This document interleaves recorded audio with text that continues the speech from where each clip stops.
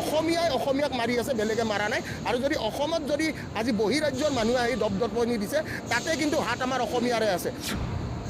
Education is the most powerful thing that you have in your life. Christmas পাতিব লাগে চাৰ্চত, Christmas city চেণ্টাৰত পাতিব নালাগে। চিটি চেণ্টাৰত যীশু খ্ৰীষ্টৰ জন্ম হোৱা নাইতো। হিন্দু মুছলমান কৰিয়ে কিন্তু আজি ইণ্ডিয়া পাকিস্তান কৰিছে। আৰু সেই ইণ্ডিয়া পাকিস্তানৰে কাজিয়াবোৰ লৈ কিনে এটা ইছ্যু বনাই কিনে তেওঁলোকে কি কৰি আছে, সেইটোতে বাহ লৈ আছে।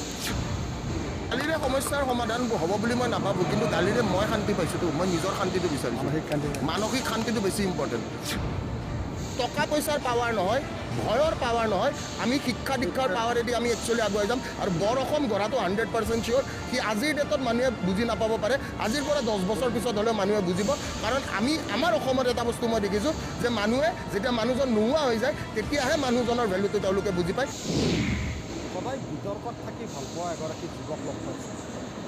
আমি দেখুৱাম যুৱকগৰাকীৰ মুখ দেখুৱাম। প্ৰথমতে যুৱকগৰাকীৰ মুখে দেখুৱাই লৈছোঁ ভিক্টৰ দাস, আমাৰ অনুষ্ঠানলৈ স্বাগতম জনাইছোঁ।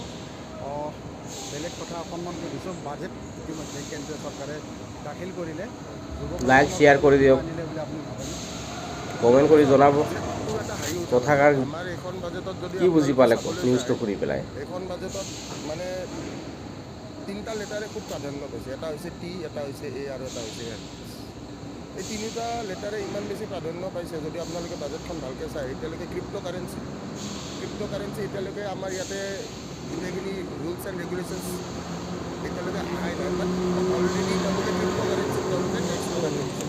ঠিক আছে, তো মানে উশাহ নিশাটোত বাহিৰে প্ৰায় প্ৰতিটো বস্তুতে এতিয়া আমি টেক্স দিবলগীয়া হৈ আছে। আৰু আমাৰ ৰাইজে এই বস্তুটো দেখিও আওকাণ কৰি আছে বা দেখিও তেওঁলোকে অনুভৱ কৰিবলৈ পৰা নাই। এতিয়া মেইন কথাটো হৈছে যে কি, আজি বাজেট এখন যেতিয়া কৰা হয়, আমি আগৰ পৰা যেতিয়া দেখি আহিছোঁ যে